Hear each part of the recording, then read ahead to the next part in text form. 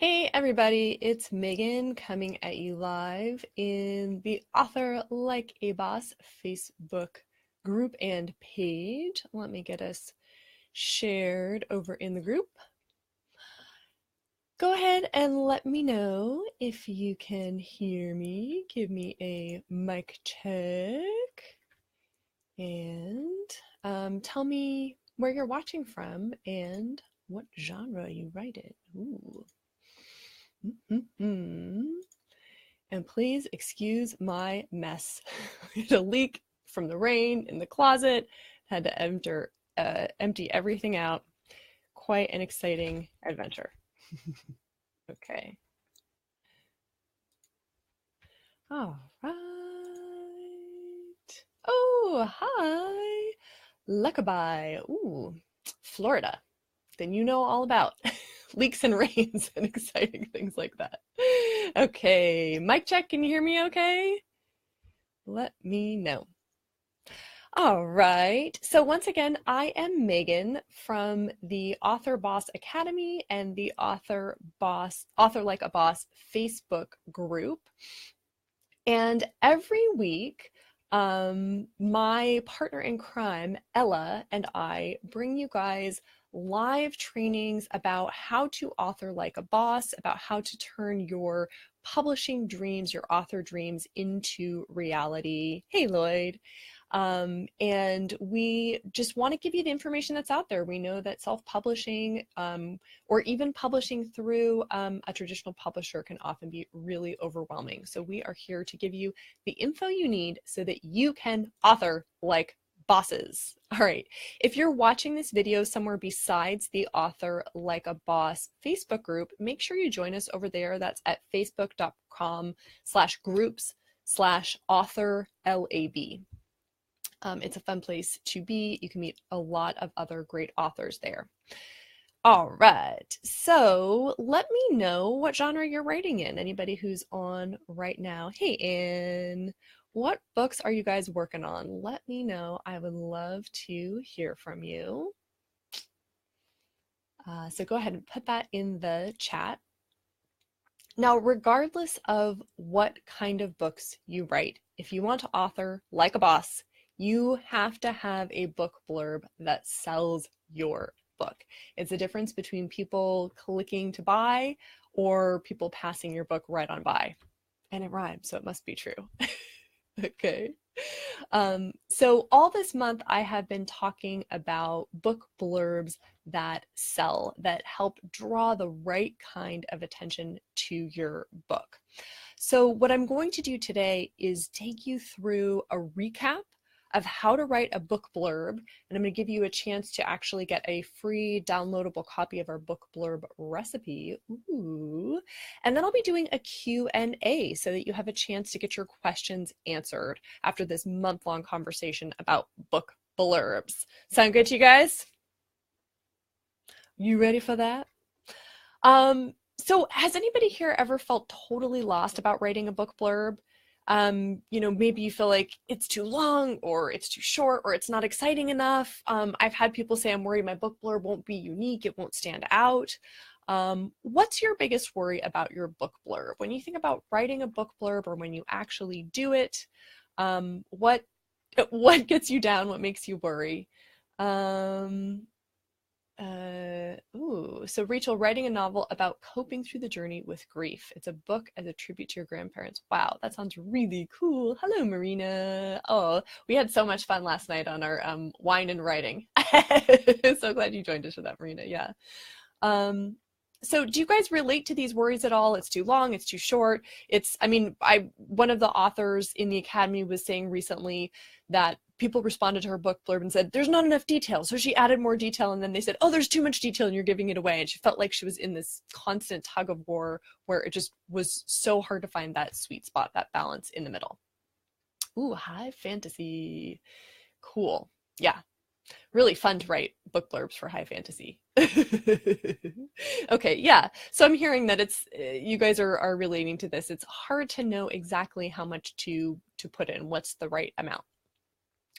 So what we're going to cover today are the like 3 key things to keep in mind so that you don't get overwhelmed by the prospect of writing your book blurb. So I've narrowed it down to kind of like the 3 most important concepts.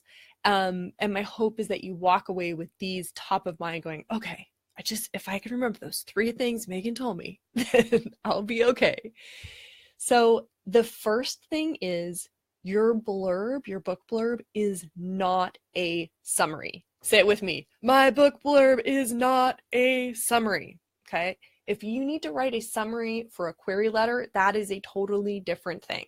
So what I'm talking about is your blurb that is for the purpose of selling your book. Okay. And that's not a summary of your book, which means you shouldn't be trying to tell readers everything that happens in your book. You know, this is something that gets especially challenging when you have a complicated plot, and you might find yourself getting into what I call like can of worms information, where you're like, oh, but it's really important that people know X about my book. But in order to understand X, they also have to know Y. And in order to understand Y, they have to know Z. And I should have started with A, B, and C because it can go a lot farther than that, where we feel like we have to keep giving information for somebody to understand, and the next thing we know, we've written, you know, a 3-page summary of the book instead of a blurb that grabs people's attention. Hey, Melissa, good to see you. So that's the very first thing to keep in mind. Your book blurb is not supposed to be a summary. So if you're going, oh, but I didn't get in this, that, or the other, good. You're not supposed to. You're not supposed to summarize your book. All right, that's the big place to start with. That's the perspective to start with. Okay, the second key concept to know is that your book blurb is a commercial. So it's not a summary, it is a commercial. Okay, and the power of that is the power of knowing that is it will totally change the way you approach this. And here's an analogy to think of. Like, your book is a product, right? And you want to sell it directly to consumers. That's where a commercial comes in. If you are trying to get your book published by somebody else, then you're talking to that person in a behind the scenes way. That's like if you have this product and you have a cool new pillow that you've invented and you want Bed Bath & Beyond to sell it, right? Those are 2 very different conversations. If you want Bed Bath & Beyond to sell it, you're giving them all the back end information. That's like the summary of your book. That's like, oh, it's got, it starts here and it does this, and it will appeal to people who also like these kind of pillows and who also like blankets, and you're going to tell them all this behind the scenes stuff. That's not what creates a commercial for the product though, right? The commercial directly to the consumer is like, why should that person get excited about it? Not any of that behind the scenes stuff, but like, oh, the best sleep you ever got and it's so soft and whatever it is.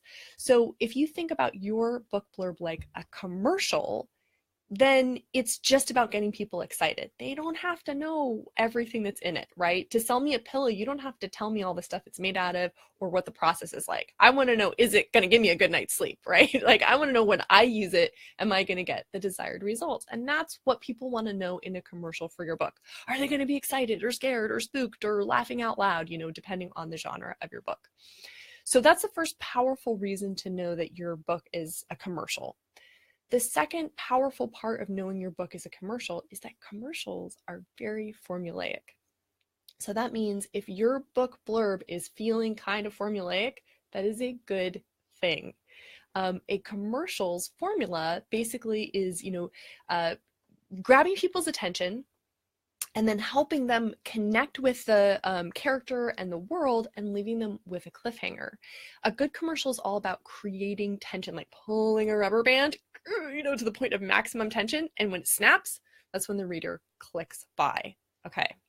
So those are, some powerful mindset shifts. When you start thinking about your book blurb as a commercial, you're like, oh, I just need to get people excited. It's okay if they don't know everything that's going on, because then they want to know more. They just have to know enough to be able to go, ooh, that's the kind of book that I like to read. All right. The third piece that I want you to remember is that your blurb is a powerful marketing tool. So I mentioned that you can grab a copy of the book blurb recipe. I'll give you that link in a moment. But once you've followed that recipe and you've written your full-length blurb, well, obviously you can put it up on Amazon, right? You can create your author page right now and put it up on Amazon. You can also use the beginning and end of this book blurb you've written in long form to create your elevator pitch, to create your 30-word blurb about your book. And then you can grab just one line like the cliffhanger you create at the end to make your tagline, you know, your short and sweet one line that gets people super excited. And when you've got that, you know, you can make graphics with it, you can put it all over social media, it can go on your newsletter. So really your book blurb, once you create it, is going to be your brand ambassador. It's going to show up in lots of cool ways all over your marketing material. And it's going to mean that you know what to say to people when they ask you what your book is about, okay? So it's not just something you need when you're deciding to put your book up on Amazon. It's something I recommend you create as soon as you know your plot and your genre. As soon as you've got your book nailed down, go ahead and create your blurb so you can start marketing and you know, get the word out about your book in a consistent way, right? You're creating brand consistency just as if I were talking about any other product. You know, that my example of inventing a pillow, like I want to use the same way of talking about it every time I make a commercial, whether it's a, you know, a full-length commercial on TV or it's just like a short blip that comes up on a website. Okay. So those are the 3 key things to remember about your book blurb: that it's not a summary, that it is a commercial, and that it's a powerful marketing tool and you want to start using it as soon as you can. So now you guys, I have a take action step for you. And that is to go make a graphic with your book's tagline on it. Maybe you'll make a Facebook header for your author page, or maybe just a post. You know, get on Canva, make a social media post, and put some kind of background image and put your book's tagline. Then come back to the Author Like a Boss Facebook group and share your graphic in the comments of this video. Entice us with your tagline. So if you accept that challenge, give me an emoji or write something in the comments. Are you going to accept that challenge? Are you going to go make a graphic? And, you know, doing fun things with your tagline and playing with it and creating the brand is something that we go into a lot more detail about in the Author Boss Academy. In fact, last month, Ella taught a whole masterclass on using graphics in Canva, and she actually created these cool templates that had like the background and the text and the image all set up so that then people could come and put in, you know, an image that gave the right mood for their book or their series and put in the tagline, and you just switch the font and they had like a great graphic ready to go. So, oh, hey, Nicholas. Well, I won't repeat starting from the beginning, but it is all recorded. You can always find us on our YouTube channel, Author Like a Boss, and all our videos end up there. So you can watch from the beginning. All right. So in order to create your tagline, you're probably going to want that recipe, right?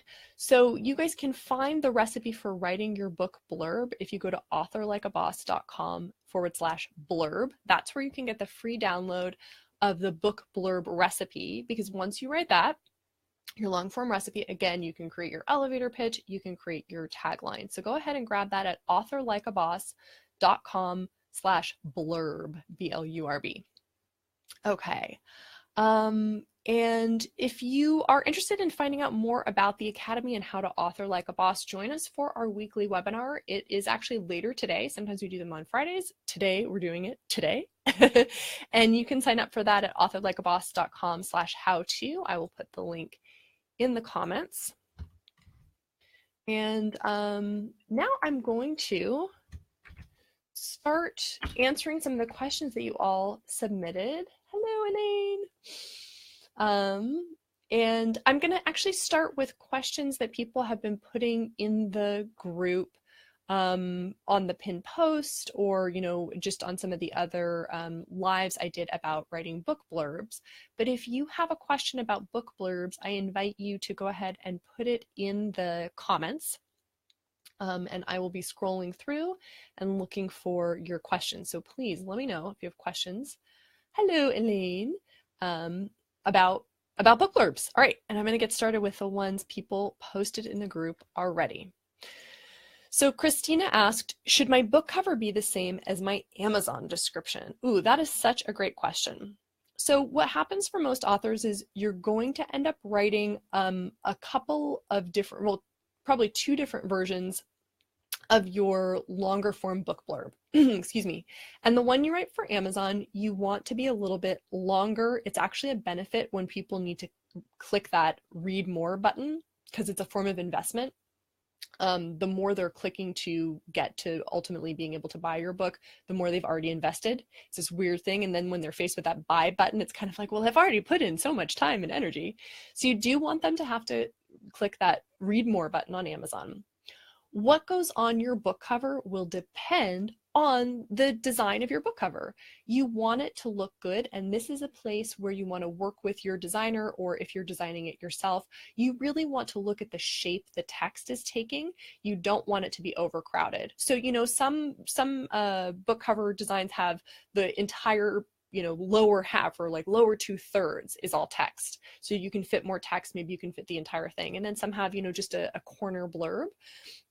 So once you have that longer form that you write from the recipe, then you can get shorter versions much more easily than writing something from scratch. So you probably will need to write a new version or a different version for the back of your book, but that's a matter of really making it fit in the space it has. And again, once you write your original long form version, it's a lot easier, I'll say, to make it take the shape and the length it needs to fit on the back of your book. So yeah, expect to write another blurb, maybe lots of variations of your blurb, which you can totally do once you have that main one. Okay, Sarah asked, or said, the difficulty is landing on one that is buzzy enough. Ooh, so Sarah, definitely check out that recipe if you go to authorlikeaboss.com/blurb, because it starts with a hook. Any good commercial has to start with a hook, something that draws readers' attention, and there are suggestions in that resource for what you could use as your hook. So if that's what you mean by buzz, creating enough excitement, then go ahead and make sure you follow that recipe. But also in that recipe, you will find reminders about giving readers the feel of your story, and that helps create buzz too. So giving them a sense of what it's like to be in your world. So that might be another way to create buzz. Oh, Elaine, great question. Let's see. I'll answer this one. First person versus third person, which one is stronger? So writing first person blurb is a more recent trend. It's definitely going to catch people's attention, but it doesn't work for every single genre. It works for suspense and mystery. It definitely works for romance, and it can work for humor. So just make sure that if you try your book blurb in first person, that it's getting across the tone that you want for your book. I think it's a personal choice. I think you should watch and follow the trends in your genre if that's something that's happening a lot. Elaine, what genre do you write in? If that's something that's happening a lot in your genre, I would say go for it. Right now it's kind of a new hot trend, so you can grab people's attention. On the other hand, since it's new, if it's not what your readers are expecting, it could be kind of a turn off if it's like too new. Right, so it's like riding the wave of the trend, and if others, contemporary, like literary fiction, you could give it a try. I would say look up other books in your genre. Romance, definitely for romance. Yes, this is huge in romance right now, because we're like inside the mind of the character and wanting that that love to happen. I would say give it a try. Try it both ways, Elaine, and see which way you like better. And maybe even, ask your writing community, if you have writing critique buddies, what they like. That's another really powerful thing to do with your book blurb, is let other people read it and give you feedback, because you want to know how it sounds to your readers. Cool. But yeah, for romance, definitely you could try first person and see which has more impact for your guinea pigs, your testers. Mike said, can the world be subtly implied rather than directly stated? Absolutely. In the recipe, you guys will see I say, make sure you let people know what kind of world we're in. And you can do that through the feel, through the mood, through the tone. You don't have to act like a movie preview and say, in a world where dogs take over, will cats ever survive? You don't have to explicitly state the conditions. Mike had another question. How much of the blurb has to be delivered in the first chapter? And I would actually switch this thinking around and say how much of the how much of the book is in the blurb. You don't have to deliver everything from the blurb in the first chapter, but you do want to avoid giving spoilers in your blurb. So you don't want to take us too far down the road into what happens in the action. Hey, Carrie. Yay, glad you're here. Oh, Nicholas, you were ahead of your time. Yeah, writing it in first person in romance, and people went, what is that? And of course now it's the trend. Yep, that's how you know you have a good idea. If people go, that's crazy, because then later everybody will be doing it. Penny asked, how do you know what to put in a book blurb and what to leave out? Follow the recipe, Penny. If it's not in the recipe, you don't need it. Rianne said she wonders if her blurb is good enough and says she usually has to do 3 or 4 swaps with another friend. That's not a bad thing. I mean, I want you to have confidence in your book blurb, but swapping with somebody else, I highly recommend. In the Academy, that's one of the things that's kind of, I feel like that's a continuous stream, is people saying this is my book blurb, and other people saying, oh, I got confused when you said that, or I wasn't sure about this, or the feel I'm getting is such and such. Is that what you intended? So yeah, definitely get other people to read it. Okay. So Melissa, switching from person to person in each chapter is, a question for writing your book. And then in terms of the point of view of the blurb, you probably would stay in third person then if you're switching point of view in your chapter. It sounds like you're having fun in your garden. Yay. Full of seeds. Tilly said, my blurbs sound boring. I would say then focus on the hook, and then also think about mood. Mood is an overlooked element of book blurbs, but it's, really a powerful way to draw people in. And, this is down to things like the length of your sentences can create a mood and a tone. And if you think about watching a movie preview, it will give you a feeling. So, the difference between watching the preview for Jurassic Park and Sense and Sensibility, right, is it's not just the different kinds of scenes, like one has dinosaurs and one is in a drawing room with ladies sitting around talking. It's the pacing, how quickly you cut between scenes. The music in the background that creates a mood is something you can do with the vocabulary you choose, and again, your sentence length. So think about creating that mood to draw people in. It doesn't have to be exciting in terms of being like heart thumping, right? Instead, your book blurb should give people the feeling that reading your book will give them. So if your book is a thriller, then yeah, your blurb should be thrilling. But if it's a romance, it should make them feel kind of like sweet or tingly. Or if it's a mystery, there should be something, a little bit suspenseful. If it's like a fun adventure, middle grade fantasy, it should give people that like exciting, just translate this into words. It's about the feeling. So I would say, don't put too much pressure on yourself to be exciting and like edge of your seat in your blurb. Instead, invite people into what it feels like to read your book. Best said, I've never written a blurb and I don't know if or how I can create a captivating one. Best, go ahead and look at the recipe. And you guys, the great thing about a recipe is it gives you a place to start. After you've written a bunch of book blurbs, you'd be like, recipe, schmecipe, right? It's like cooking. You'll just do it. You'll have it ingrained. But when you're starting out, or if you're worried about it not getting people's attention, or if you are worried you say too much or you don't say enough, follow the recipe so that you have that feeling of confidence, and then you can go from there and tweak it. Yvonne says, I'm never sure how to put it together. It always ends up like an introduction. I'm worried about sharing too much information and people stealing ideas or phrases, etc. Yvonne, I'm so glad you put that question in the group, because you guys, this goes beyond book blurbs. This is a fear that indie authors have, right? It's like, oh, I'm going to put something out there. And there's a cat readjusting in my lap. It's like, oh, I'm going to put something out there and somebody might take it. Firstly, it doesn't happen as often as it might seem, right? It's just not something you really need to be worried about. But here's the most important thing to know. There are only so many unique ideas in the world, right? And at a certain point, maybe you will see that somebody's written a book and it's similar to yours, or it feels like, oh no, that person's doing something that's really close to what I'm doing. The best thing you can possibly do is to establish your author brand now. Right? Get people to associate you with whatever kind of books you're writing.